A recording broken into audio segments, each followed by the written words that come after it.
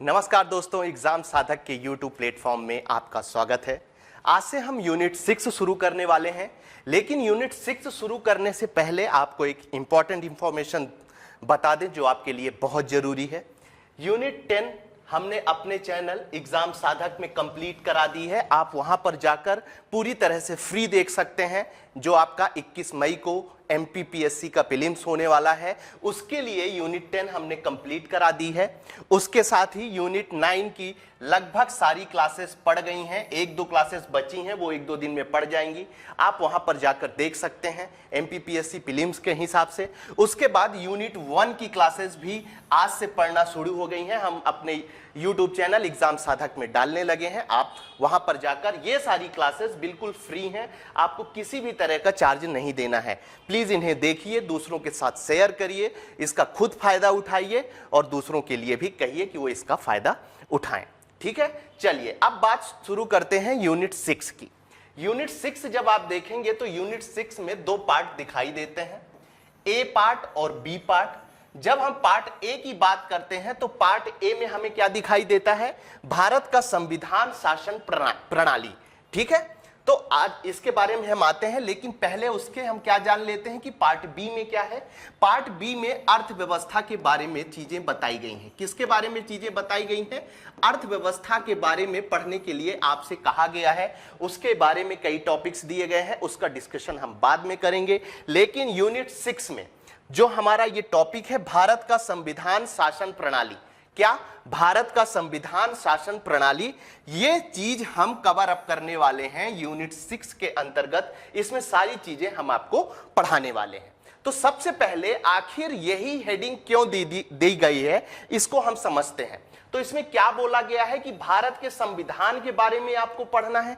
जब उठा के आप टॉपिक देखेंगे तो भारत के संविधान के बारे में बहुत सारी चीजें हैं जिन्हें हमें पढ़ना है। और उसके साथ ही संविधान में जिस शासन प्रणाली की बात की गई है, किस तरह की शासन प्रणाली की बात की गई है, जैसे मंत्री परिषद कैसे होना चाहिए, प्रधानमंत्री की क्या भूमिका होनी चाहिए, राष्ट्रपति की क्या भूमिका होनी चाहिए, उपराष्ट्रपति की क्या भूमिका होनी चाहिए, मंत्री परिषद क्या होती है, मंत्री परिषद की क्या भूमिका होनी चाहिए, ये सारी चीजें किसके अंतर्गत आती हैं? शासन प्रणाली के अंतर्गत आती हैं। तो ये भी हम कवर अप करेंगे कि शासन प्रणाली में हमें कौन कौन सी चीजें पढ़ना है। ठीक है, यहां तक की चीजें समझ में आ गई होंगी। अब आगे बढ़ते हैं और बात करते हैं सबसे पहले कि जो टॉपिक यूनिट 6 में दिए हुए हैं। कौन सी यूनिट में? यूनिट 6 में। ये चीज आपको बिल्कुल दिमाग से नहीं निकालना है, क्योंकि MPPSC प्रीलिम्स में जब आप पुराने पेपर्स देखेंगे तो उसमें आपको मिलेगा कि यूनिट 6 से अच्छे खासे क्वेश्चन पूछे जाते हैं। तो ऐसे यूनिट्स हम क्यों ना अच्छी तरीके से तैयार करें जहां हमें पता है कि यहां से क्वेश्चन आ रहे हैं और हम अच्छे तरीके से उनको सॉल्व करके और सिलेक्शन पा सकते हैं, प्रीलिम्स आराम से निकाल सकते हैं। तो हम वहां पर मेहनत करें।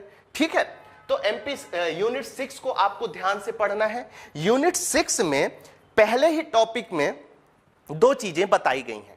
पहली बात क्या बताई गई है? भारत शासन अधिनियम 1919 और दूसरा है भारत शासन अधिनियम 1935। अब आपके दिमाग में एक प्रश्न उठना चाहिए कि इतने सारे अधिनियम अंग्रेजों के द्वारा लाए गए थे, आखिर जब भारतीय संविधान के बारे में हमें पढ़ना है तो इन्हीं 2 अधिनियमों को क्यों लिया गया? एक क्वेश्चन आपके दिमाग में आना चाहिए कि भाई ऐसा क्यों हुआ कि MPPSC के सिलेबस में केवल इन्हीं 2 अधिनियमों को शामिल किया गया है। तो इसका सबसे बड़ा कारण यह है कि हमारे संविधान का जब आप आधार देखेंगे, ठीक है, जिस पर हमारा संविधान बना हुआ है, उसके आधार में ये दोनों चीजें बहुत इंपॉर्टेंट है। ये दोनों अधिनियम बहुत इंपॉर्टेंट है। भारतीय शासन अधिनियम 1919। अब जब भारतीय शासन अधिनियम 1919 की बात करते हैं तो हमारा भारत कैसा देश है? हमारा भारत देश एक डेमोक्रेटिक कंट्री है, लोकतंत्रात्मक देश है। ठीक है, लोकतंत्र की जैसी बात आती है तो वहां पर किसकी सबसे ज्यादा जरूरत पड़ती है? उत्तरदायित्व की बात होती है। किसकी बात होती है? उत्तरदायित्व की बात होती है। और आपको याद रखना होगा कि जो भारतीय शासन अधिनियम 1919 है, इसी में सबसे पहले उत्तरदायित्व की बात की गई थी। ठीक है, तो जब हमारे संविधान का, पूरे संविधान का आधार ही उत्तरदायित्व है, तो यह अधिनियम पढ़ना हमारे लिए महत्वपूर्ण हो जाता है। ठीक है। फिर इसी चीज को जब हम आगे बढ़ाते हैं, भारत शासन अधिनियम 1935, ये किसी से नहीं छिपा है कि जब हमारा संविधान 26 जनवरी 1950 को बनकर तैयार हुआ, तो उस दिन जब हम बात करते हैं भारत शासन अधिनियम की, तो इनमें आप सभी को पता है कि हमारा संविधान 26 जनवरी 1950 को लागू हुआ। ठीक है, 26 जनवरी 1950 को लागू हुआ, तो जब हमारे संविधान को देखा जाता है तो लगभग 33 से 34% चीजें किससे ली गई हैं? भारत शासन अधिनियम 1935। अब आपको हेडिंग समझ में आ गई होगी कि जो यूनिट 6 में हेडिंग रखी गई है भारत का संविधान शासन प्रणाली, इसी तरह लिखा हुआ है, तो उसमें सीधा सा मतलब यह है कि भारत के संविधान के आधार दोनों अधिनियम हैं और शासन प्रणाली का भी आधार। जब हम अभी दोनों अधिनियम पढ़ेंगे तो आपको ऑटोमेटिकली चीजें समझ में आएंगी कि दोनों का आधार क्या है। तो दोनों का मतलब ये जो दोनों अधिनियम हैं, दोनों हमारे संविधान के और उसके शासन प्रणाली के प्रमुख आधार हैं। ठीक है, चलिए अब हम कैसे शुरू करते हैं? हमेशा हम इसी तरीके से शुरू करते हैं कि सबसे पहले हम पुराने प्रश्नों पर नजर डालते हैं। पुराने प्रश्नों से हम यह समझने की कोशिश करते हैं कि किस तरह के क्वेश्चन पूछे जाते हैं और कुछ कीवर्ड्स निकाल लेते हैं। उन्हीं कीवर्ड्स को हम क्या करते हैं? आधार बनाते हैं और पढ़ना शुरू करते हैं, ताकि संभावित क्वेश्चन भी हम कवर अप कर सकें। ऐसी चीजें मैं उपलब्ध कराता हूं आपको। ठीक है, और दूसरी बात, जो प्रीवियस ईयर क्वेश्चन पेपर में जो क्वेश्चंस आ चुके हैं उनके बारे में भी हम डिस्कस कर लेते हैं। तो ये सारी चीजें हम इसके अंतर्गत कवर अप करने वाले हैं। ठीक है, तो चलिए सबसे पहले क्वेश्चन हम कौन सा देखते हैं? वर्ष 2021 एमपीपीएससी में जो क्वेश्चन पूछा गया है, सबसे पहले हम बात उसी से शुरू करते हैं। ठीक है, पहला क्वेश्चन पूछा गया था भारत शासन अधिनियम 1935। ठीक है, तो अपने आप में कीवर्ड है ये दिया हुआ है आपके सिलेबस में, के तहत प्रस्तावित संघीय प्रणाली थी। ठीक है, संघीय प्रणाली थी। यदि अभी नहीं आ रहा है तो इतना चिंतन करने की जरूरत नहीं है। अभी जब हम इस अधिनियम के बारे में पढ़ेंगे तो बहुत सारी चीजें आपके मन में क्लियर होने वाली हैं। ठीक है, अभी केवल आप क्वेश्चन से देख लीजिए। और कीवर्ड क्या है कि मतलब संघीय प्रणाली से संबंधित कुछ क्वेश्चन पूछे जा सकते हैं। इट मींस कि ये शासन संघीय प्रणाली से संबंधित है। ठीक है, अखिल भारतीय संघ ए ऑप्शन दिया हुआ है, बी ऑप्शन में भारत संघ दिया हुआ है, सी ऑप्शन में संयुक्त संघ दिया हुआ है और डी ऑप्शन में भारतीय परिसंघ दिया हुआ है। आयोग ने इसका आंसर ए बताया है। क्यों बताया है उसका डिस्कस हम अभी आगे करने वाले हैं। ठीक है, चलिए आगे बढ़ते हैं। फिर देखिए, इन्होंने सीधा अधिनियम का नाम लिखा है के अंतर्गत भारतीय विधायिका का अंतिम निर्वाचन किस वर्ष में आयोजित किया गया था? यह भी वर्ष 2020 एमपीपीएससी में पूछा गया क्वेश्चन है।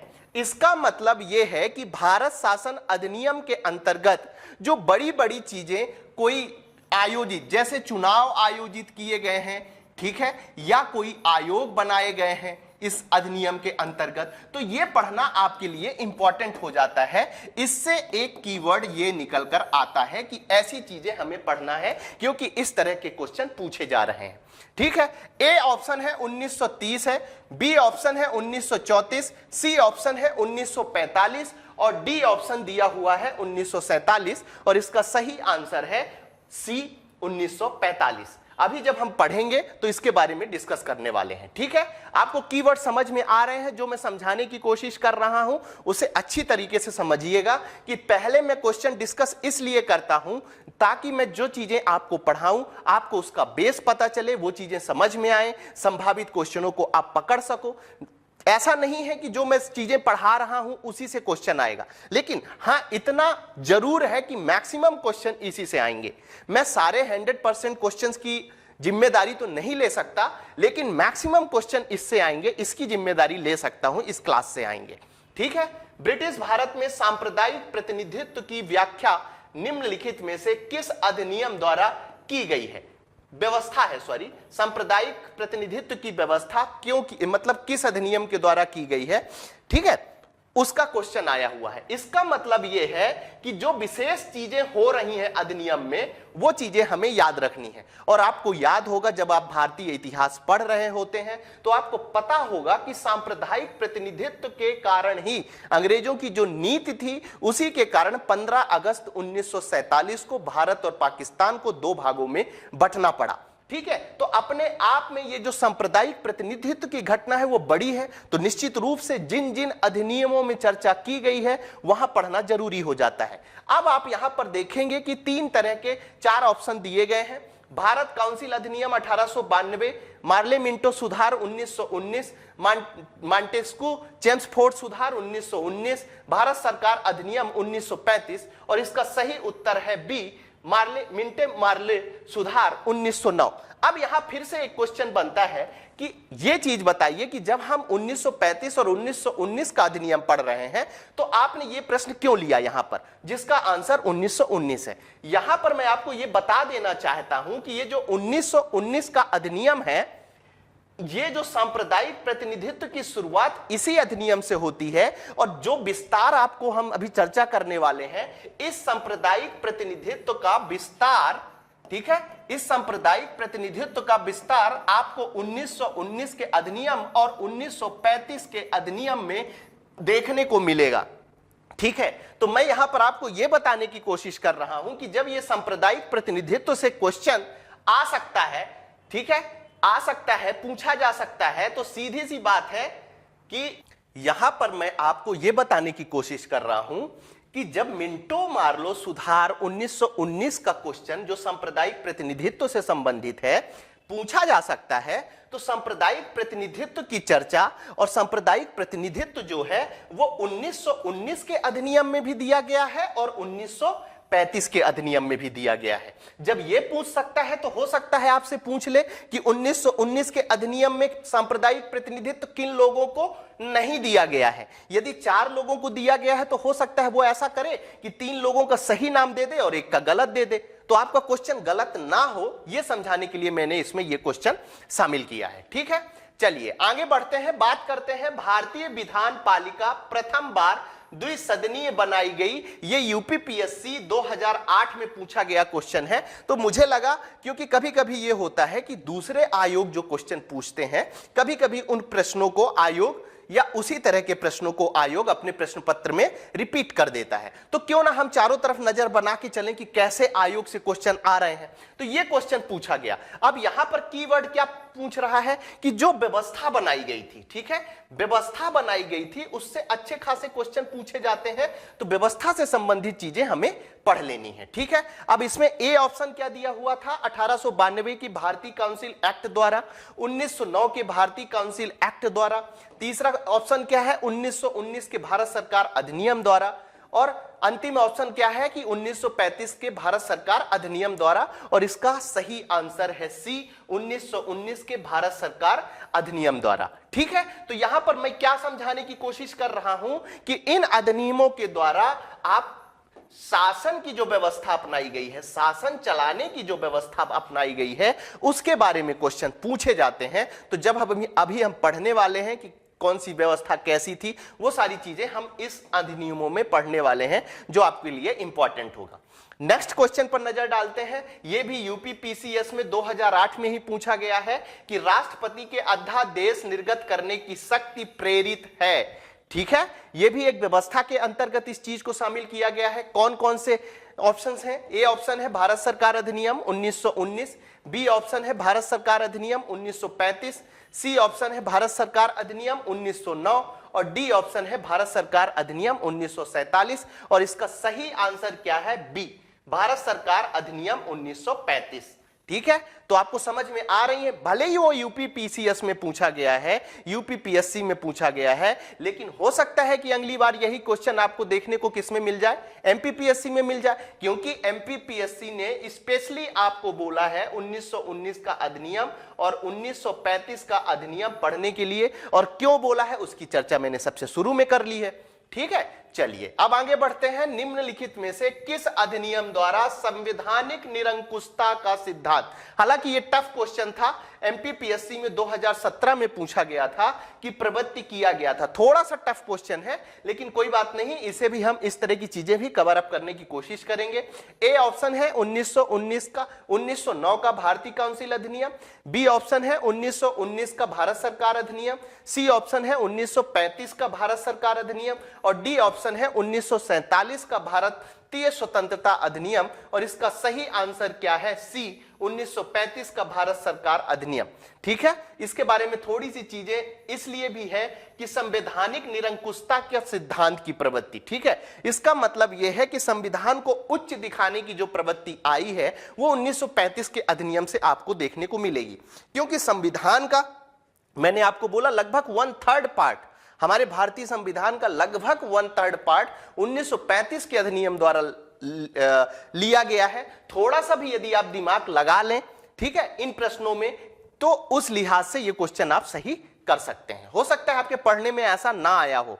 ठीक है, आगे बढ़ते हैं। भारत के संविधान में केंद्र और राज्यों के बीच किया गया शक्तियों का विभाजन इनमें से किस में उल्लेखित योजना पर आधारित है? यह यूपीएससी में पूछा गया है 2012 में। किस में पूछा गया है? यूपीएससी में क्वेश्चन पूछा गया है। तो जब यूपीएससी में इनसे संबंधित इस तरह के क्वेश्चन आते हैं तो हो सकता है एमपीपीएससी हूबहू यही क्वेश्चन आपको दे दे कि इसको आप सॉल्व करिए। ठीक है, अब इसमें ऑप्शन देख लेते हैं कौन कौन से हैं। तो मार्ले मिंटो सुधार 1909 है, मॉन्टेस्क्यू चेम्सफोर्ड अधिनियम 1919 है, भारत सरकार अधिनियम 1935 है, भारतीय स्वतंत्रता अधिनियम 1947 है और इसका सही ऑप्शन क्या है?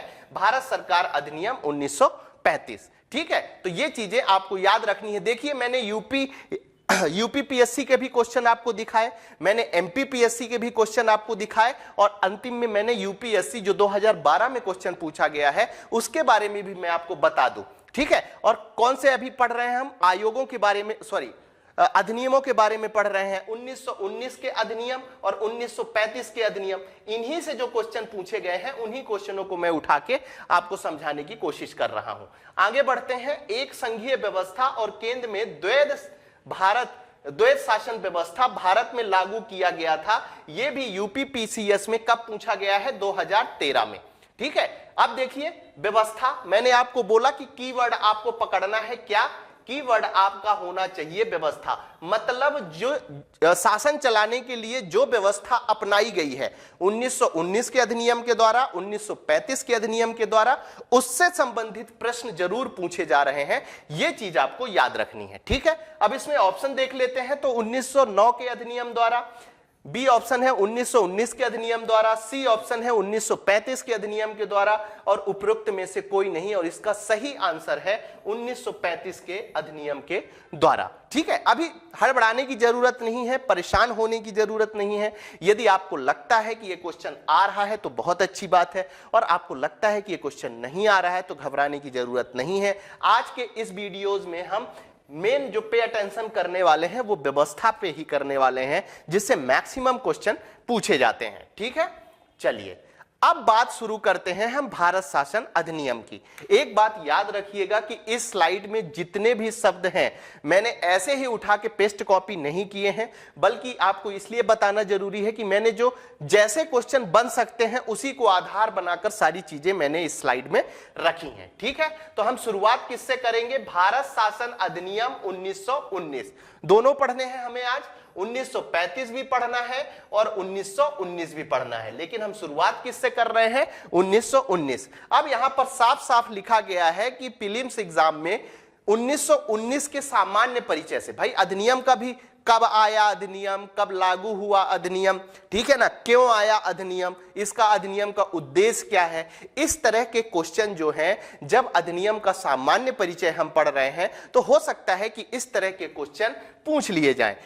इसीलिए मैंने यहां पर लिखा है, सीधी बात लिखा है मैंने कि प्रीलिम्स में सामान्य परिचय से कैसे प्रश्न पूछे जा सकते हैं उसके बारे में सारी चीजें मैं आपको बताने वाला हूं। ठीक है, अब तो इसी चीज को ध्यान में रखते हुए कि कौन से क्वेश्चन पूछे जा सकते हैं अधिनियम के सामान्य परिचय के माध्यम से। ठीक है, तो एक एक वर्ड जो है, उस सबसे पहला क्या है कि भैया इस अधिनियम को क्यों लाया गया, तो उस समय पे आप देखेंगे कि प्रथम विश्व युद्ध का बहुत प्रकोप चल रहा था 1914 से लेकर 1918 तक।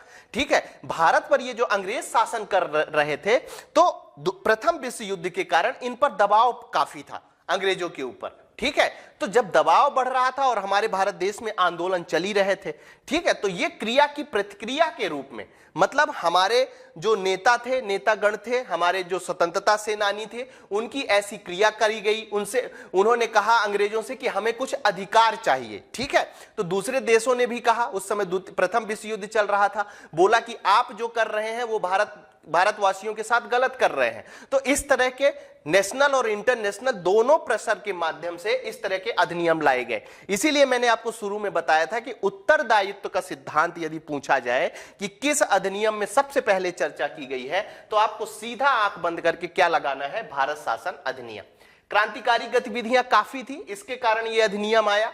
दूसरी बात, मॉन्टेगू द्वारा घोषित अगस्त प्रस्ताव 1917 के द्वारा इस अधिनियम को लाने की बात कही गई थी। आप देखिए यहां पर क्वेश्चन बन सकता है कि किस प्रस्ताव के द्वारा भारत शासन अधिनियम 1919 लाने की बात कही गई। ठीक है, या किस प्रस्ताव के द्वारा भारत शासन अधिनियम 1919 को प्रस्तुत किया गया, ऐसा क्वेश्चन पूछा जा सकता है। तो आपको याद रखना है अगस्त प्रस्ताव 1917 के माध्यम से। किसके माध्यम से? अगस्त प्रस्ताव 1917 के माध्यम से, पहला क्वेश्चन। दूसरा क्वेश्चन इसी लाइन पे बन सकता है कि किसके द्वारा भारत शासन अधिनियम 1919 प्रस्तुत किया गया, तो आपको याद रखना है मॉन्टेगू द्वारा यह अधिनियम प्रस्तुत किया गया। बातें क्लियर है यहां तक?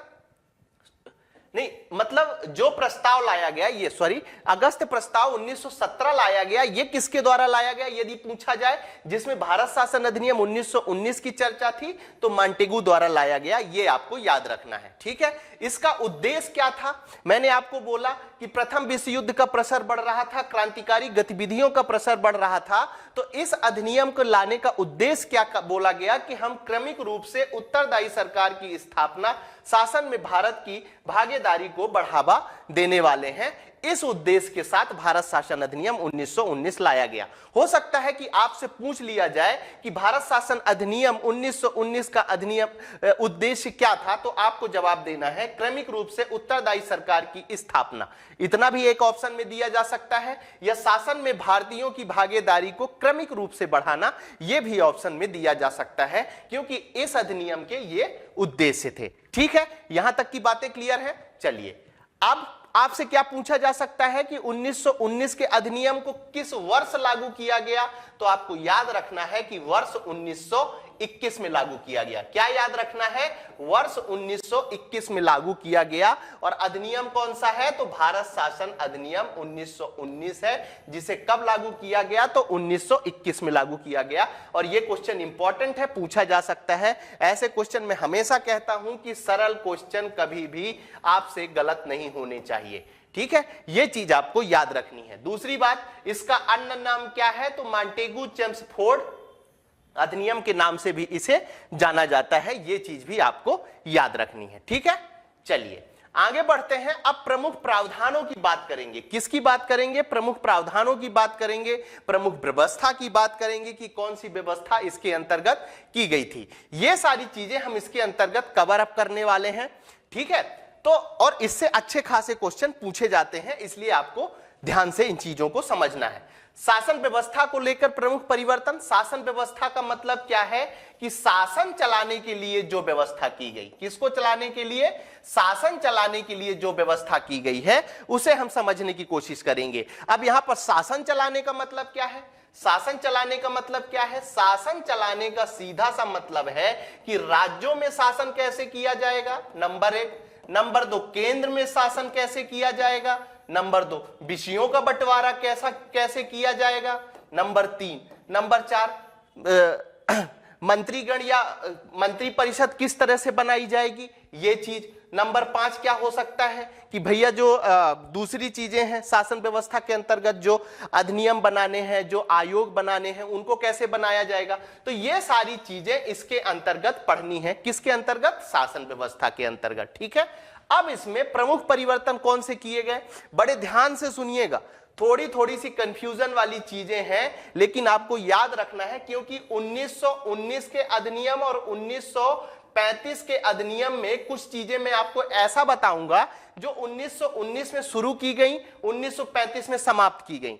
कुछ चीजें ऐसी थी जो 1919 में समाप्त की गई, फिर से 1935 में उन्हें शुरू किया गया। तो इस चीज को आपको ध्यान रखना है। अब देखिए, जब हम 1935 में बात करेंगे तो थोड़ा सा तुलनात्मक रूप से पढ़ लेंगे, लेकिन अब जैसे पहला बिंदु क्या है हमारे सामने कि केंद्र में द्विसदनीय व्यवस्था लागू की गई।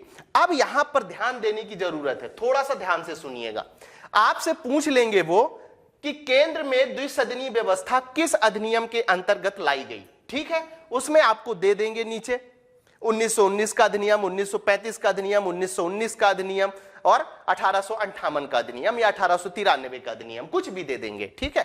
तो आपको ध्यान में रखना है कि केंद्र में, यह शब्द ध्यान रखना है, ना कि राज्य में, क्योंकि राज्य में द्विसदनीय व्यवस्था कहां लागू की गई थी तो 1935 के अधिनियम के द्वारा लागू की गई थी। तो अपने दिमाग में किसी भी तरीके का कंफ्यूजन नहीं पालना है। यदि आपसे पूछा जाए कि केंद्र में द्विसदनीय व्यवस्था किस अधिनियम के अंतर्गत की गई है तो आपको आंख बंद करके 1919 का अधिनियम लगाना है, ठीक है। उसके बाद थोड़ी सी बातें हम और कर लेते हैं। द्विसदनीय व्यवस्था का मतलब तो आप समझ गए होंगे कि जिस तरह से अभी हमारे यहाँ राज्यसभा और लोकसभा है, ठीक है, उसी तरह की व्यवस्था 1919 के अधिनियम के द्वारा केंद्र में की गई थी। जैसे हमारे राज्यों में, कुछ राज्यों में विधानसभा है, विधान परिषद है, तो उस समय ऐसा नहीं था, ऐसा समझ लीजिए कि केंद्र वाली व्यवस्था थी, ठीक है। अब इसके बाद केंद्रीय विधानसभा बनाया गया और राज्य परिषद बनाया गया। केंद्रीय विधानसभा को किस नाम से जानते थे? Central legislative assembly. अब यहां पर मैंने ये दोनों चीजें इसलिए लिखी हैं कि हो सकता है कि आपसे पूछ ले कि सेंट्रल लेजिस्लेटिव असेंबली और काउंसिल ऑफ स्टेट केंद्र में किस अधिनियम के द्वारा लाया गया। तो ये शब्द सुन के आपको घबराना नहीं है, ठीक है। ये दोनों द्विसदनीय व्यवस्था के अंतर्गत ही इन्हें विभाजित किया गया था, केंद्रीय विधानसभा को और राज्य परिषद को, ठीक है। तो कभी कभी क्या होता है कि इंग्लिश वर्ड इस तरह से लिख के दे देता है आयोग और आपके मन में कंफ्यूजन हो जाता है, तो उसमें कंफ्यूजन नहीं पालना है। सेंट्रल लेजिस्लेटिव असेंबली और काउंसिल ऑफ स्टेट द्विसदनीय व्यवस्था किस अधिनियम के द्वारा लाई गई ये पूछा जाए तो आपको 1919 टिक करना है, ठीक है।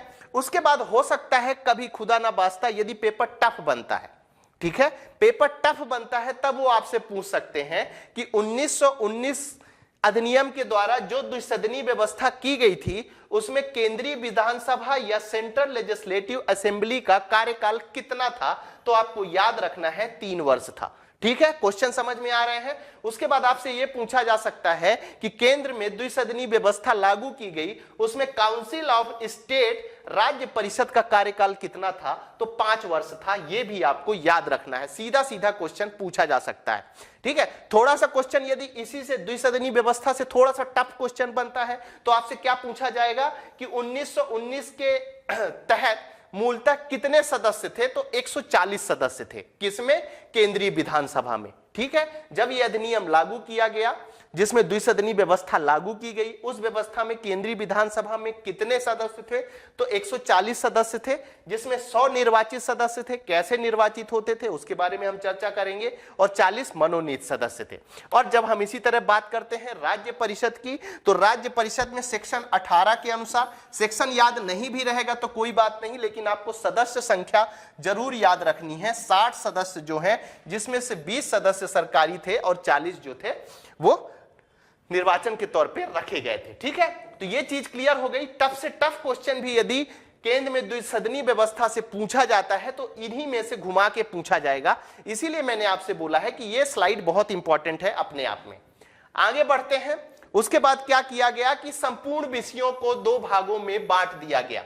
संपूर्ण विषयों को मतलब, अब देखिए उत्तरदायित्व तो शासन की बात की गई थी किसमें? 1919 के अधिनियम में। अब जब उत्तरदायित्व की बात की गई है तो केंद्र को कुछ उत्तरदायित्व सौंपने पड़ेंगे और कुछ उत्तरदायित्व किसको सौंपने पड़ेंगे? राज्य को सौंपने पड़ेंगे, ठीक है ना। तो उसी उत्तरदायित्व को ध्यान में रखते हुए कुछ विषयों का बंटवारा कर दिया गया। किस अधिनियम के द्वारा बंटवारा किया गया है, तो आपको याद रखना है केंद्रीय विषय और प्रांतीय विषय के बारे में पूछा जाए। एक विषय और जुड़ता है जो आगे बताऊंगा मैं, समवर्ती विषय, वो 1935 के अधिनियम में जोड़ा गया है। ठीक है, तो आपको याद रखना है कि केंद्रीय विषय और प्रांतीय विषय मतलब दो भागों में यदि पूछा जाए किस अधिनियम के द्वारा बांटा गया है, तो 1919 के अधिनियम के द्वारा। ठीक है, राज्यों पर केंद्रीय नियंत्रण कम किया गया है, थोड़ा सा कम किया गया है। अब देखिए, अंग्रेज लोग, इंग्लिश लोग हम पर शासन कर रहे थे, तो इतनी आसानी से तो छोड़ने वाले नहीं थे। लेकिन हां, इंटरनेशनल लेवल पे और हमारे भारत के जो क्रांतिकारी दबाव बना रहे थे उसके अनुसार चलिए शुरुआत तो हुई, उत्तरदायित्व शब्द तो इस्तेमाल होने लगा, भले ही वो जमीन पे नहीं उतरा था, ठीक है ना, लेकिन उत्तरदायित्व शब्द इस्तेमाल होने लगा। राज्य और केंद्र के बीच में विषय बंटवारे होने लगे। ठीक है, वो बात अलग है कि पैसे वाले सारी चीजें केंद्रीय विषय के अंतर्गत रखते थे, कर टैक्स लगाना, कर वसूलना, सारी चीजें ये अपने अंदर रखता था। ठीक है, कहने के लिए जरूर राज्यों पर थोड़ा सा नियंत्रण कम किया गया है, लेकिन सरकार का ढांचा केंद्रीय और एकात्मक ही बना रहा। इसका सीधा सा मतलब यह है कि उन्होंने विषय भले ही बांट दिए हों, लेकिन पूरा नियंत्रण अपने पास ही रखा अंग्रेजों ने। ठीक है, 1919 के अधिनियम की बात करते हैं, आगे बढ़ते हैं और बात करते हैं राज्यों में द्वैत शासन व्यवस्था। किसमें? राज्यों में द्वैत शासन व्यवस्था। अब यहां पर फिर से कंफ्यूजन नहीं पालना है। जब आपसे पूछा जा सकता है कि केंद्र में द्वैत शासन व्यवस्था किस अधिनियम के तहत लाई गई, तो वहां पर आपको 1935 टिक करना है। ठीक है, और यदि पूछा जाए राज्यों में द्वैत शासन व्यवस्था किस अधिनियम के तहत लाई गई, तो आपको 1919 अधिनियम ही टिक करना है। दिमाग पे ये चीज बिठा लीजिए, कंफ्यूजन नहीं पालना है। ठीक है, राज्यों में पूछा जाए तो 1919 है, और यदि केंद्र में पूछा जाए तो 1935 है। ये चीज आपको याद रखनी है। अब इन्होंने क्या किया था? द्वैत शासन, ज्यादा डीप घुसने की जरूरत नहीं है, बस इतना समझ लीजिए कि इन्होंने द्वैत शासन व्यवस्था को दो भागों में बांट दिया, आरक्षित विषय में बांट दिया और हस्तांतरित विषय पर बांट दिया। आरक्षित विषय सुनने में ही पता चल रहा है कि भाई पूरी तरह से नियंत्रण हम रखेंगे। क्या बोला गया? गवर्नर और कार्यकारिणी परिषद के सदस्य के परामर्श के बाद इन पर काम होते थे। हस्तांतरित विषय क्या थे? जिन्हें ट्रांसफर कर दिया गया कि भैया आप संभालिए। तो गवर्नर और चुने हुए प्रतिनिधि की सहायता से प्रांतीय विधायिका के प्रति उत्तरदायी मंत्रियों को कार्य सौंपा जाता था। अब आरक्षित विषय में क्या थे? अंग्रेज थे। आपने हिस्ट्री पढ़ा होगा, शुरू से इनका उद्देश्य क्या था? भारत को लूटना। क्या उद्देश्य था? भारत को लूटना और अधिकतर पैसे कमाना। ठीक है, तो ये जो पैसे वाली चीज होती थी ये आरक्षित विषय के अंतर्गत रखी जाती थी। किसी से कर वसूलना है, ठीक है, ये चीजें, किसी पे कर लगाना है तो वो हमेशा आरक्षित विषय पे। ठीक है, अब मंत्रियों का, जनता जब चढ़ाई करे कि भैया आप शिक्षा नहीं दे रहे हो, आप स्वास्थ्य नहीं दे रहे हो, ठीक है, आप किसानों के हित में काम नहीं कर रहे हो, उन्होंने क्या कर दिया? हस्तांतरित विषयों, जो चुने हुए प्रतिनिधि विचारे रहते थे उनके ऊपर लाद दिया गया ऐसे विषयों को। भैया पब्लिक से आप निपटो, ठीक है, और मलाई कौन खाएंगे? हम खाएंगे आरक्षित विषय के माध्यम से। ठीक है, अब बात करते हैं पृथक निर्वाचन सिद्धांत के विस्तार की। मैंने एक क्वेश्चन दिखाया था 1909 वाला, ठीक है, उसमें पूछा गया था कि सांप्रदायिक प्रतिनिधित्व का सिद्धांत कहां से लागू हुआ था, किस अधिनियम के द्वारा? तो 1919 से शुरू हुआ था। यह चीज आपको याद रखना है।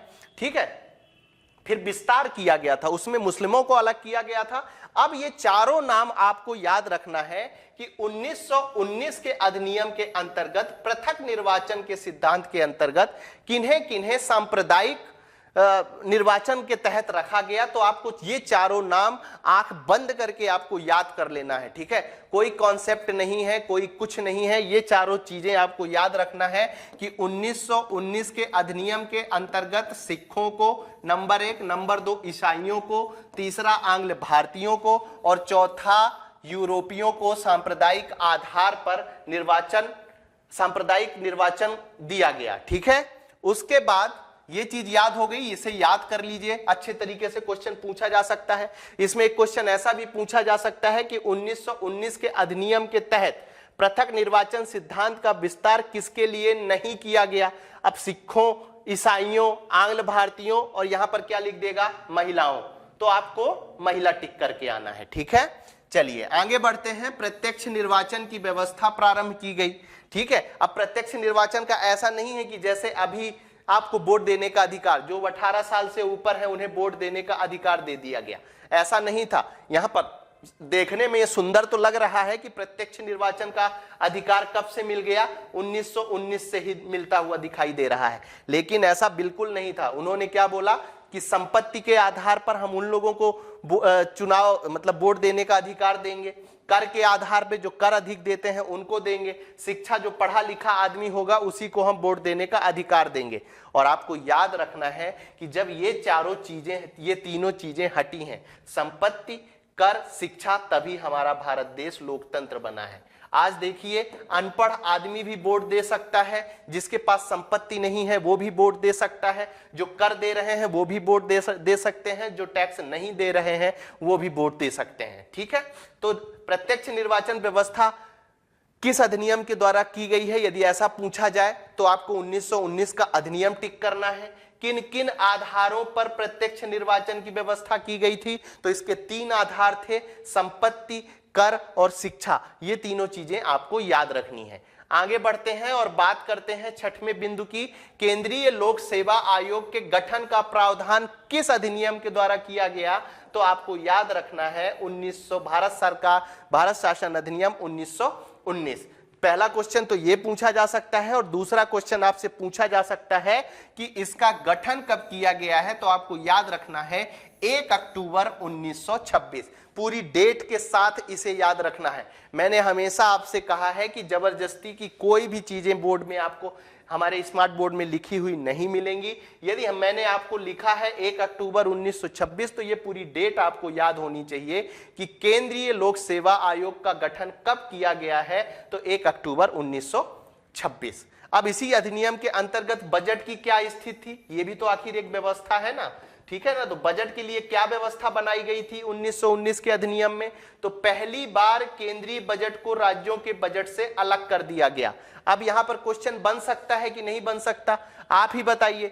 आपसे पूछा जा सकता है कि किस अधिनियम के अंतर्गत केंद्रीय बजट को राज्यों के बजट से अलग कर दिया गया है, तो आपको आंख बंद करके कौन सा अधिनियम लगाना है, आपको आंख बंद करके 1919 का अधिनियम लगाना है। राज्यों को अपना पृथक बजट प्रस्तुत करने का अधिकार किस अधिनियम के तहत लाया गया, तो आपको याद रखना है 1919 के अधिनियम के तहत लाया गया। ठीक है, आप चाहे तो नोट डाउन भी कर सकते हैं, नहीं तो हम इसकी पीडीएफ अपने टेलीग्राम चैनल एग्जाम साधक में दिलवाएंगे। ठीक है, एक साथ बना के हम सारी चीजें आपको उपलब्ध करा देंगे, आप वहां पर जाकर भी पढ़ सकते हैं। चलिए आगे बढ़ते हैं। वायसराय की कार्यकारिणी परिषद पर कुछ परिवर्तन किए गए थे, उन परिवर्तनों को देख लेते हैं। कभी कभी इनसे भी क्वेश्चन पूछ लेते हैं कि 6 सदस्यों में से 3 सदस्यों का भारतीय होना आवश्यक किया गया था वायसराय की कार्यकारिणी सभा में। तो हो सकता है आपसे पूछ लें कि किस अधिनियम के तहत 6 सदस्यों में से 3 सदस्यों का भारतीय होना निश्चित किया गया था, तो आपको याद रखना है भारत शासन अधिनियम 1919 के अंतर्गत। ठीक है, यहां तक की चीजें क्लियर हैं। उसके बाद इन्होंने ये कहा था कि कमांडर इन चीफ में अंग्रेज ही नियुक्त किया जा रहा था। डर रहे थे अंग्रेज कि कहीं ऐसा ना हो कि कमांडर इन चीफ में किसी भारतीय को बिठा दे और वो 1857 की क्रांति ला दे बैठे बैठे वहीं पर। ठीक है, तो इसीलिए उसी बात को ध्यान में रखते हुए क्या बोला गया कि कमांडर इन चीफ का जो पोस्ट होता है उसमें हमेशा अंग्रेज को ही बैठाया जाएगा इस अधिनियम में। अब जो स्टेटमेंट वाले आपके क्वेश्चन आने लगे हैं इस समय, ठीक है ना, उसमें दे देगा कि 1919 के प्रावधानों पर विचार करिए। ठीक है, और उनमें से एक चीज वहां पर क्या लिख सकता है, एक जो स्टेटमेंट है वो क्या लिख सकता है, वो लिख सकता है कि कमांडर इन चीफ में भारतीयों को नियुक्त की जाने की बात की गई। यहां पर अंग्रेज शब्द वो हटा देगा और क्या लिख देगा, भारतीयों को नियुक्त की जाने की बात की गई। तो आपको याद रखना है कि कमांडर इन चीफ में हमेशा अंग्रेज को ही रखने की बात की गई थी। वैधानिक आयोग का गठन किया गया। अच्छा, आपको याद होगा साइमन कमीशन वाला, लाला लाजपत राय इन्हीं से संबंधित है। तो इस अधिनियम में 1919 के अधिनियम में एक चीज और बोला गया कि भैया 10 साल में जो भी काम होंगे इस अधिनियम के अंतर्गत, ठीक है ना, तो इसके लिए हम क्या करेंगे, एक आयोग बनाएंगे 10 साल बाद, और इसी का विरोध हुआ था। अब 1919 में आया तो आयोग कब बनना चाहिए? 1929 में। जबकि साइमन कमीशन का गठन कब कर दिया गया? 1927 में। और यही विरोध का एक बड़ा कारण बना था। अंग्रेज कभी भी जो कहते थे वो करते नहीं थे।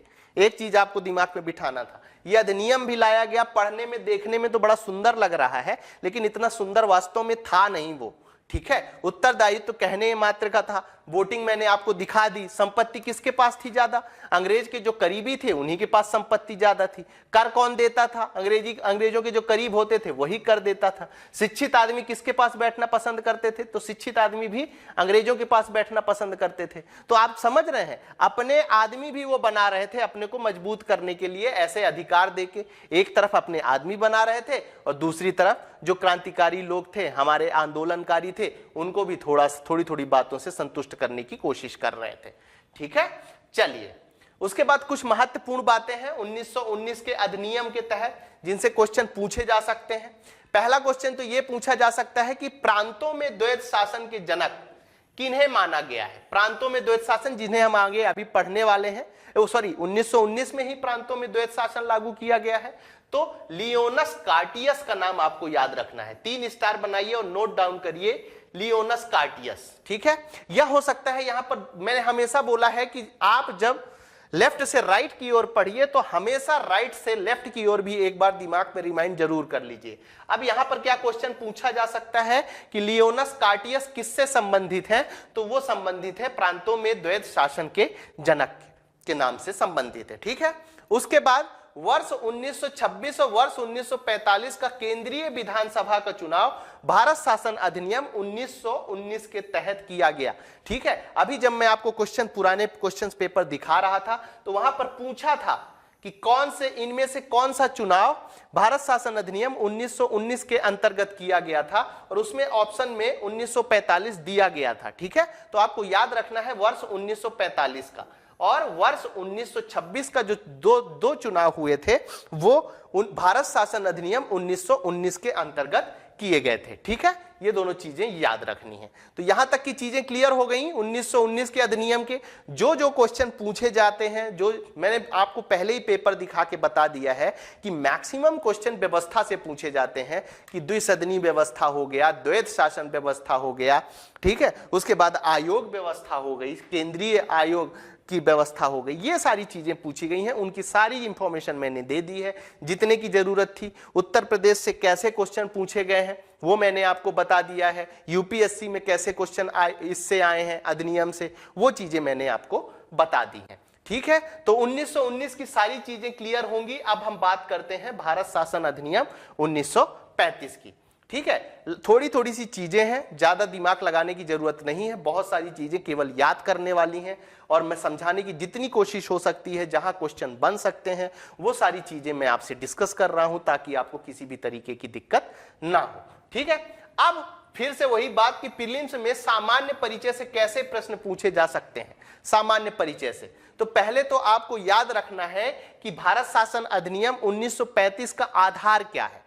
तो आपको याद रखना है कि नेहरू रिपोर्ट जो 1929 में आई थी उसका आधार क्या बनी, मतलब भारत शासन अधिनियम में आपको इस रिपोर्ट का थोड़ा सा असर देखने को मिलेगा। साइमन कमीशन जो आया था उसने जो रिपोर्ट सौंपी थी उसका आधार और उसकी चीजें भी आपको भारत शासन अधिनियम 1935 में देखने को मिलेंगी। उसके बाद जो गोलमेज सम्मेलन हुए थे, 3 गोलमेज सम्मेलन हुए थे। ठीक है, कमेंट बॉक्स में बताइए कि कांग्रेस ने कौन से गोलमेज सम्मेलन में भाग लिया था।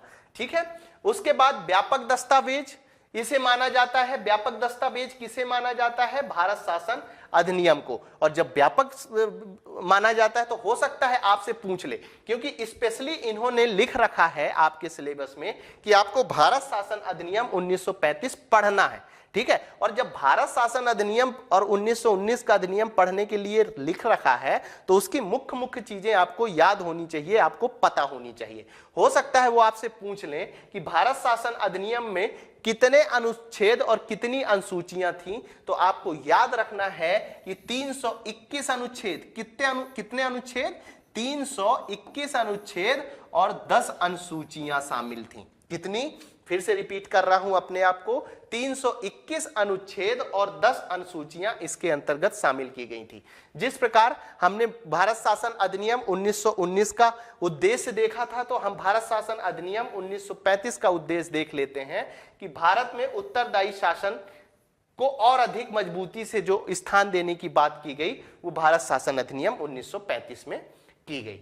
ठीक है, आगे बढ़ते हैं, प्रमुख प्रावधानों की बातें करते हैं जिनसे क्वेश्चन आए हैं। हमने पहले ही देखा है, जब ओल्ड क्वेश्चन पेपर देख रहे थे तभी हमने देखा था। ठीक है, अब अखिल भारतीय संघ की बात यदि पूछी जाए कि अखिल भारतीय संघ का प्रावधान किस अधिनियम के अंतर्गत किया गया है, तो आपको याद रखना है 1935 के अधिनियम के अंतर्गत किया गया है। राज्य, अब अखिल भारतीय संघ में किसको किसको सम्मिलित करने की बात की गई थी, तो राज्य को सम्मिलित करने की बात की गई थी। किसको? राज्य को करने की। और राज्य का मतलब क्या था? जो ब्रिटिश हुकूमत वाले राज्य थे, ठीक है, उसको सम्मिलित करने की बात की गई थी। और कुछ रियासत थी, उनको भी, इन दोनों को एक साथ मिलाकर अखिल भारतीय संघ की बात की गई थी। ठीक है, तो ये चीज आपको याद रखनी है। अब हम अखिल भारतीय संघ के बारे में आपको बताया कि इसमें राज्य थे जो ब्रिटिश वाले राज्य थे और कुछ रियासतों का। तो 1935 के अधिनियम में अंग्रेजों ने कहा कि भैया हमारे जो राज्य हैं, मतलब जिसपे हम शासन कर रहे हैं उनको, और जो रियासत हैं उनको साथ में मिलाकर हम एक अखिल भारतीय संघ बनाएंगे। ठीक है, लेकिन ऐसा कभी हुआ नहीं, क्योंकि उनको पता था कि रियासत ऐसा इतनी आसानी से करने वाली रियासतें नहीं है, क्योंकि उन्होंने भारत में राज्य करने से पहले भारत को पढ़ा था, भारत के लोगों को पढ़ा था, भारत के गरीबों को भी पढ़ा था, भारत के अमीरों को भी पढ़ा था, तब उन्होंने इतने साल शासन किया। इतना आसान नहीं होता, इसीलिए वो कुछ ऐसे रूल्स रेगुलेशन, ऐसे प्रावधान रख देते थे जिसमें ऑटोमेटिकली भारतीय कदम नहीं उठा पाएंगे। ठीक है ना, ऐसा फंसाते थे वो बीच में। उसके बाद 3 सूचियों का निर्माण किया गया। मैं यही चीज बोल रहा था आपसे कि यदि कभी भी पूछा जाए 2 सूचियों का प्रावधान किस अधिनियम के तहत किया गया है, तो आपको याद रखना है 1919 के अधिनियम में। और यदि आपसे पूछा जाए कि 3 सूचियों का प्रावधान किस अधिनियम के अंतर्गत रखा गया है, तो आपको याद रखना है 1935 के अधिनियम के अंतर्गत रखा गया है। अब कौन कौन से अधिनियम है, तो संघीय सूची है तो 59 विषय थे, राज्य सूची में 54 विषय थे, समवर्ती सूची में 36 विषय थे। इन विषयों का नाम जरूर याद रख लीजिए कि कितने थे। संघीय सूची में कितने विषय थे? 59 विषय थे। मैं फिर से आपको बता दूं कि जब उन्होंने स्पेसिफिक आपसे बोला है कि भैया 1919 और 1935 का अधिनियम आपको पढ़ना है, तो मतलब पढ़ना है, ढंग से पढ़ना है, किसी भी तरह का कंफ्यूजन ना रहे कि कुछ चीजें हम छोड़ के पहले छोड़ देते, बात चल जाती। लेकिन जब उन्होंने स्पेसिफिक लिख रखा है तो उनका डीप में जाने का अधिकार बनता है, और ये आपकी ड्यूटी बनती है कि 1935 को थोड़ा सा डीप में पढ़ने की कोशिश कीजिए। ठीक है, तो अब डीप में पहले जब आप हवाई पढ़ते थे, जब 1935 स्पेसिफिक आपके सिलेबस में नहीं लिखा था, तो आपको केवल यह पढ़ने की जरूरत थी कि 3 सूचियों का निर्माण करने का प्रावधान किस अधिनियम के अंतर्गत किया गया है। तो आप यदि इतना पढ़ के जाते थे तो आपके क्वेश्चन सही हो जाते थे। लेकिन अब उन्होंने स्पेसिफिक लिख रखा है कि 1935 का अधिनियम आपको पढ़ना है। ठीक है, 1919 और 1935 कम कर दिया है उन्होंने। तो यहां पर आपकी ड्यूटी बनती है कि इनमें जो विषय दिए हुए हैं इनकी संख्या भी आपको पता होना चाहिए। एक बार फिर से रिपीट करता हूं, संघीय सूची में कितने विषय हैं, तो 59 विषय हैं। राज्य सूची में कितने विषय हैं, तो 54 विषय हैं। और अंतिम समवर्ती सूची तो 36 विषय हैं। पहला क्वेश्चन तो यह पूछ सकता है कि 3 सूचियों का प्रावधान कौन से अधिनियम में किया गया, तो 1935 का। दूसरा क्वेश्चन आपसे यह पूछा जा सकता है कि समवर्ती सूची का प्रावधान किस अधिनियम में किया गया। क्या पूछा जा सकता है कि समवर्ती सूची का प्रावधान किस अधिनियम के अंतर्गत किया गया, तो आपको याद रखना है 1935 के अधिनियम के अंतर्गत किया गया। क्वेश्चन समझ में आ रहे हैं ना आपको कि क्वेश्चन कैसे पूछे जा सकते हैं, यह चीज आपको याद रखनी है। ठीक है, चलिए आगे बढ़ते हैं। अवशिष्ट शक्तियां कौन से अधिनियम के अंतर्गत सम्मिलित की गई थी, तो आपको याद रखना है अवशिष्ट शक्तियां 1935 के अधिनियम के तहत थी, पहला क्वेश्चन। और दूसरा पूछा जा सकता है कि अवशिष्ट शक्तियां किसको दी गई थी। जैसे अभी के यदि आप देखेंगे कि अवशिष्ट शक्तियां अभी किसको दी गई हैं, तो अभी केंद्र को दी गई हैं। ठीक है, लेकिन 1935 के अधिनियम के तहत किसको दी गई थी, वायसराय को दी गई थी। ये चीज आपको याद रखना है। संघीय व्यवस्था कभी अस्तित्व में नहीं आई, देसी रियासतों ने शामिल होने से मना कर दिया। और ये अंग्रेजों को पता था कि ये रियासतें हमारे साथ नहीं आने वाली हैं, इसलिए क्यों ना हम एक प्रावधान डाल देते हैं, एक ऐसा प्रावधान 1935 के अधिनियम में डाल देते हैं जो पढ़ने में अच्छा लगता है लेकिन लागू कभी नहीं हो पाएगा। इसीलिए उन्होंने अखिल भारतीय संघ, नाम देख रहे हैं, सुनने में कितना प्यारा लग रहा है, कितना अच्छा लग रहा है, लेकिन अंग्रेजों को पता था कि ये भारतीय, ये जो देसी रियासतें हैं ना, इतना जल्दी एक साथ होने वाले नहीं है। इनको एक साथ लाने के लिए सरदार वल्लभ भाई पटेल जैसे आदमियों की ही जरूरत है, और जो अंग्रेजों के पास नहीं थे, और अंग्रेज चाहेंगे भी नहीं कि ये एक साथ आए। ठीक है, चलिए आगे बढ़ते हैं और बात करते हैं प्रांतों में द्वैत शासन व्यवस्था को समाप्त कर दिया गया। पहला क्वेश्चन तो आपसे यही पूछा जा सकता है कि किस अधिनियम के तहत प्रांतों में द्वैत शासन व्यवस्था समाप्त की गई, तो 1935 के तहत। ठीक है, पहला क्वेश्चन यह बन सकता है। दूसरा क्या क्वेश्चन बन सकता है कि किसमें द्वैत शासन व्यवस्था लागू की गई, तो प्रांतों में समाप्त करके और केंद्र में द्वैत शासन व्यवस्था। हो सकेगा तो मैं आगे अभी डिस्कस करूंगा केंद्र में द्वैत शासन व्यवस्था किस अधिनियम के तहत लागू की गई, तो आपको याद रखना है 1935 के अधिनियम के तहत। अब प्रांतों में द्वैत शासन व्यवस्था समाप्त की गई, इसका मतलब क्या किया गया कि पढ़ने में तो बड़ा अच्छा लग रहा है कि प्रांतीय स्वायत्तता का प्रारंभ हो गया। चलो ठीक है, पहले जो अधिकार दिए गए थे, जिन विषयों को दिया गया था, तो उससे थोड़ी सी चीजें बढ़ाकर दे दी गई, शुरुआत तो हुई, ये इंपॉर्टेंट है। अधिनियम में राज्यों में उत्तरदायी सरकार की स्थापना, अर्थात गवर्नर को राज्य परिषदों के लिए उत्तरदायी मंत्रियों की सलाह पर काम करना आवश्यक था। चलिए हालांकि होता तो नहीं था उतना, लेकिन फिर भी कुछ चीजें शुरू हो गई थी, इस चीज से इनकार नहीं किया जा सकता। और इसकी अवधि कब से कब तक थी, हो सकता है कभी पूछ ले, तो याद रखना है 1937 से लेकर 1939 तक इसकी अवधि थी कि प्रांतों में द्वैत शासन व्यवस्था जो समाप्त की गई थी, प्रांतीय स्वायत्तता का जो प्रारंभ किया गया था, यह 1937 से 1939 तक किया गया था। ठीक है, अब बात करते हैं केंद्र में द्वैत शासन प्रणाली। मैंने आपको बोला ना, अभी यहां पर क्या था, प्रांतों में द्वैत शासन प्रणाली समाप्त की गई। अब किसकी बात करेंगे हम, अब हम बात करेंगे केंद्र में द्वैत शासन प्रणाली। तो द्वैत शासन प्रणाली का मतलब वही था, हस्तांतरित विषय और आरक्षित विषय। यहां भी वही हुआ केंद्र में। हस्तांतरित विषय कौन कौन सी थी, तो भैया जो जनता परेशान करने वाली थी, जो विषय, ठीक है ना, जनता जिस पे दबाव बन सकती थी, शिक्षा, स्वास्थ्य, ये क्या किया गया। अब भाई मंत्रिपरिषद, और जो मंत्रिपरिषद में लोग चुने जाते थे वो भारतीय हुआ करते थे। ठीक है, और जो पैसे वाला मामला होता था कि कर कहां लगाना है, कर किनसे वसूलना है, वो सब किसमें सम्मिलित किए गए, आरक्षित विषयों के अंतर्गत। ठीक है, तो अब केंद्र में द्वैत शासन व्यवस्था लागू कर दी गई। ठीक है, हालांकि ये प्रावधान कभी भी लागू नहीं हुआ है। ठीक है, तो यहां पर एक क्वेश्चन आपसे पूछा जा सकता है कि 1935 के अधिनियम के तहत केंद्र में जो द्वैत शासन प्रणाली का प्रारंभ किया गया, वो कभी भी लागू नहीं की गई, या ऐसा लिख सकते हैं कि पूर्ण रूपेण लागू की गई। यहां पर नहीं की जगह में क्या लिख सकते हैं वो, यदि स्टेटमेंट वाला क्वेश्चन है कि पूर्ण रूपेण लागू की गई। ठीक है, तो आपको याद रखना है कि केंद्र में द्वैत शासन प्रणाली जो लागू की गई थी वो कभी लागू नहीं हो सकी, ये केवल प्रावधान के रूप में और अधिनियम में ही लिखा रहा, लेकिन इसे कभी लागू नहीं किया गया। ठीक है, उसके बाद जब हम सांप्रदायिक प्रतिनिधित्व की बात करते हैं, तो पिछली बार 1919 के अधिनियम में क्या क्या बताया था हमने, सिखों के लिए सांप्रदायिक प्रतिनिधित्व दे दिया गया था, ईसाइयों के लिए दे दिया गया था। ठीक है, उसके बाद आंग्ल भाषियों के लिए दिया गया था। ठीक है, आंग्ल भाषियों के बाद यूरोपियों के लिए भी दिया गया था सांप्रदायिक प्रतिनिधित्व। ठीक है, उसके बाद यदि आपसे पूछा जाए कि 1935 में किन किन लोगों को सांप्रदायिक प्रतिनिधित्व दिया गया है, तो दलित जातियों को दिया गया है, ये नाम याद रखना है, महिलाओं के लिए दिया गया है और मजदूर वर्ग के लिए दिया गया है। तो ये आपको ध्यान रखना है। ठीक है, किनको किनको दिया गया है, दलित जातियों को दिया गया है, महिलाओं को दिया गया है और मजदूर वर्गों को दिया गया है सांप्रदायिक प्रतिनिधित्व। यहां पर क्वेश्चन आपसे पूछा जा सकता है कि निम्नलिखित में से 1935 के अधिनियम के तहत सांप्रदायिक प्रतिनिधित्व का विस्तार निम्न के लिए नहीं किया गया है। ठीक है, तो उसमें दलित जाति लिख देंगे, महिला लिख देंगे, मजदूर वर्ग लिख देंगे और चौथा आंग्ल भारतीय लिख देंगे। तो उसमें आपको क्या टिक करना है, आंग्ल भारतीय टिक करके और आगे बढ़ जाना है। ठीक है, चलिए, भारत परिषद की समाप्ति कर दी गई। किस भारत परिषद की, जो परिषद बनाई गई थी गवर्नर या वायसराय के साथ, उसको कब बनाई गई थी, 1858 में, तो उसको स्थापित किया गया था उसको समाप्त कर दिया गया। यहां पर सीधा क्वेश्चन आपसे बन सकता है कि किस अधिनियम के तहत भारत परिषद की समाप्ति की गई, तो आपको उसका आंसर करना है 1935 के अधिनियम के तहत भारत परिषद अधिनियम की समाप्ति की गई।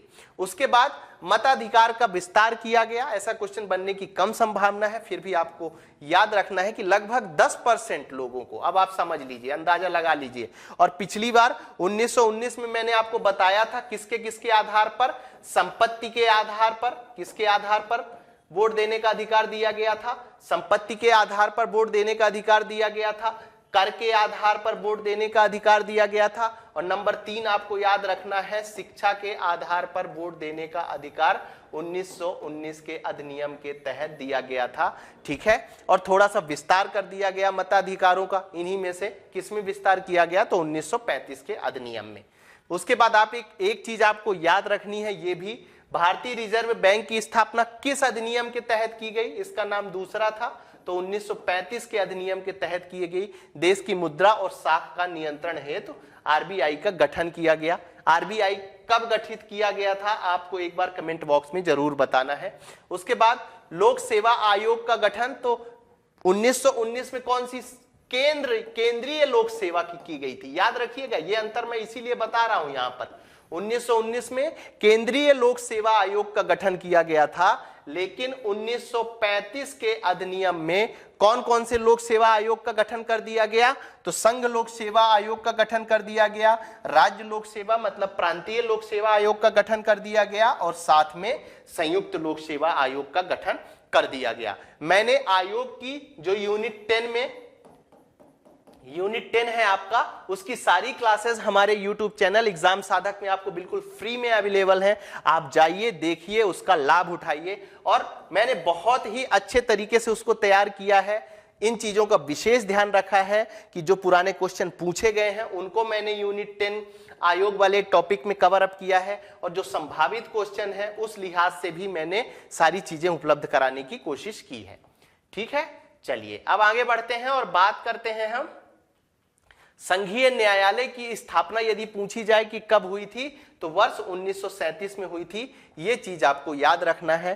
प्रांतों में द्विसदनीय व्यवस्था, ठीक है, अभी हमने क्या पढ़ा था, याद करिए जरा आप। 1919 के अधिनियम के बारे में जब हम चर्चा कर रहे थे तो हमने आपको क्या बताया था कि केंद्र में द्विसदनीय व्यवस्था लागू की गई थी। कहां द्विसदनीय व्यवस्था लागू की गई थी, केंद्र में द्विसदनीय व्यवस्था लागू की गई थी। तो आपको कंफ्यूजन नहीं पालना है। 1935 के अधिनियम में अब प्रांतों में द्विसदनीय व्यवस्था लागू की गई। अब यहां पर थोड़ा सा विशेष ध्यान देने की जरूरत है। ठीक है, वो विशेष बात यह है कि हो सकता है स्टेटमेंट वाले जब क्वेश्चन आपको दे दें तो वो ये ऐसा स्टेटमेंट दे सकते हैं कि 1935 के, क्योंकि अब एमपीपीएससी का थोड़ा सा पेपर टफ होता जा रहा है, और खासकर वो टफ क्वेश्चन आपसे 1919 और 1935 के अधिनियम के इसलिए पूछेंगे क्योंकि स्पेसिफिक उन्होंने वो चीज लिख रखी है। ठीक है, तो उनका हक बनता है कि आपसे वो क्वेश्चन पूछें थोड़ा सा टफ। तो यहां पर वो क्या दे सकते हैं कि 1935 के अधिनियम के प्रावधानों के तहत सभी प्रांतों में, क्या जोड़ देंगे यहां पर, सभी प्रांतों में द्विसदनीय व्यवस्था लागू की गई। और जैसे ही वो सभी शब्द जोड़ेंगे यहां पर, तो ये गलत स्टेटमेंट हो जाएगा। क्यों? क्योंकि सभी प्रांतों में द्विसदनीय व्यवस्था नहीं लागू की गई थी 1935 के अधिनियम के अंतर्गत, बल्कि 11 प्रांतों में से 6 प्रांतों में लागू की गई थी। तो यदि यहां पर सभी की जगह वो कुछ लिख देते हैं तो ये आंसर, ये स्टेटमेंट सही हो जाएगा कि कुछ प्रांतों में द्विसदनीय व्यवस्था 1935 अधिनियम के तहत लागू की गई थी। यदि ऐसा बोलते हैं तो यह स्टेटमेंट सही होगा, लेकिन ऐसा बोलते हैं कि सभी प्रांतों में द्विसदनीय व्यवस्था 1935 के अधिनियम के तहत लागू की गई है, तो यह बिल्कुल गलत स्टेटमेंट होगा। दिमाग में बिठा लीजिए। बहुत छोटा क्वेश्चन है, लेकिन मैं बिल्कुल नहीं चाहता हूं कि यूनिट 6 से जो क्वेश्चन पूछे जाए वो किसी भी तरीके से गलत हो।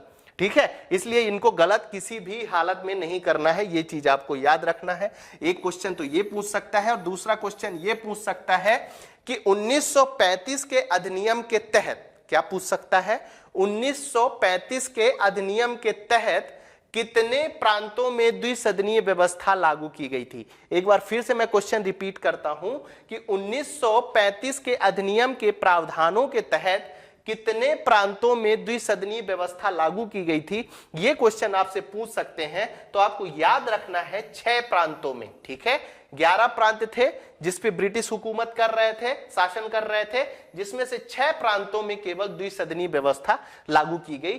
क्यों लागू की गई ये जानना आपके लिए यहां पर इंपॉर्टेंट नहीं है। कभी यदि हिस्ट्री की चर्चा होगी तो मैं वहां पर इसे कवर अप करने की कोशिश जरूर करूंगा। ठीक है, कुछ इससे संबंधित, किससे संबंधित, 1935 के अधिनियम से संबंधित कुछ महत्वपूर्ण बातें हैं जिनसे क्वेश्चन आ सकते हैं। यह समझ लीजिए कि ये क्वेश्चन ही है। कौन से क्वेश्चन है? संभावित क्वेश्चन है जो पूछे जा सकते हैं किसी ना किसी रूप में। या तो स्टेटमेंट में इसी तरह से लिख के दे सकते हैं, या तो उनका पूछने का दूसरा तरीका हो सकता है, लेकिन इनसे क्वेश्चन जरूर पूछे जा सकते हैं। जवाहरलाल नेहरू द्वारा इसे दास्ता का नया चार्टर कहा गया। पहला क्वेश्चन आपका यही बन जाएगा कि निम्नलिखित अधिनियमों में से नेहरू जी द्वारा किसे दास्ता का नया चार्टर कहा गया? और आप देखे होंगे 2-3 सालों में, पिछले 2-3 सालों में एमपीपीएससी ने इस तरह के क्वेश्चन जरूर पूछे हैं। ठीक है, कि जवाहरलाल नेहरू द्वारा इसे दास्ता का नया चार्टर कहा गया, तो आपसे पूछ सकते हैं कि दास्ता का नया चार्टर किस अधिनियम को कहा गया, पहला क्वेश्चन। और दूसरा क्वेश्चन यह पूछा जा सकता है कि 1935 के अधिनियम को किसने दास्ता का नया चार्टर कहा है, यह क्वेश्चन भी। इसीलिए मैं हमेशा आपसे कहता हूं कि लेफ्ट से राइट एक बार क्वेश्चन को, एक बार लाइन को पढ़ना है, और दूसरी बार राइट टू लेफ्ट एक बार आपको रिपीट कर लेना है, जिसके कारण क्या होगा, आप कभी भी क्वेश्चन गलत नहीं करेंगे। 1861 में भारत परिषद अधिनियम में गवर्नर जनरल को अध्यादेश जारी करने का अधिकार दिया गया था। याद रखिएगा, कीवर्ड क्या है? अधिकार। जबकि 1935 के अधिनियम के अनुसार राष्ट्रपति अध्यादेश जारी करने की शक्ति इसी से प्रेरित है। ठीक है, अधिकार यदि पूछा जाए तो 1861 के अनुसार दिया गया था, और जो 1935 के अधिनियम के अनुसार जो आज के टाइम में राष्ट्रपति को अध्यादेश का अधिकार दिया गया है, जो शक्ति दी गई है, वो किससे प्रेरित है? यदि ऐसा क्वेश्चन पूछे तो 1935 के अधिनियम से प्रेरित है। उसके बाद संवैधानिक निरंकुशता का सिद्धांत इसी से लिया गया है 1935 से, और यह क्वेश्चन पीछे पूछा जा चुका है। जब हम previous year question paper discuss कर रहा था तो वहां पर मैंने आपको बताया था कि संवैधानिक निरंकुशता का सिद्धांत किससे संबंधित है, तो 1935 के अधिनियम से संबंधित है। उसके बाद नेक्स्ट क्या हो सकता है? 1935 के प्रावधानों के अनुरूप 1937 में वर्मा को भारत से अलग कर दिया गया। यहां पर आपसे 2 क्वेश्चन पूछे जा सकते हैं। पहला क्वेश्चन तो यह पूछा जा सकता है कि किस अधिनियम के तहत वर्मा को भारत से अलग किया गया है, तो 1935 के अधिनियम के तहत। ठीक है, और दूसरा क्वेश्चन यह पूछा जा सकता है कि वर्मा को भारत से कब अलग किया गया है, तो वर्ष 1937 में अलग किया गया है। यह चीज आपको याद रखनी है। ठीक है, अगली क्लास में हम क्या पढ़ने वाले हैं उसकी इंफॉर्मेशन हम दे देते हैं। संविधान सभा के बारे में बहुत अच्छी चीजें, बहुत इंपॉर्टेंट चीजें, कौन कौन से क्वेश्चन आए हैं, वो सारी चीजें कवर अप करते हुए हम संविधान सभा के बारे में अगली क्लास रखने वाले हैं। यदि हमारी चीजें आपको पसंद आ रही हैं तो आप हमारे इस वीडियो को लाइक कर सकते हैं। जिन्होंने सब्सक्राइब नहीं किया वो सब्सक्राइब कर सकते हैं। साथ में आज की क्लास की यदि आप पीडीएफ डाउनलोड करना चाहते हैं तो हमारे टेलीग्राम चैनल एग्जाम साधक में जाकर डाउनलोड कर सकते हैं। आप सभी के उज्जवल भविष्य की शुभकामनाओं के साथ आज की क्लास हम यहीं समाप्त करते हैं। थैंक यू, धन्यवाद।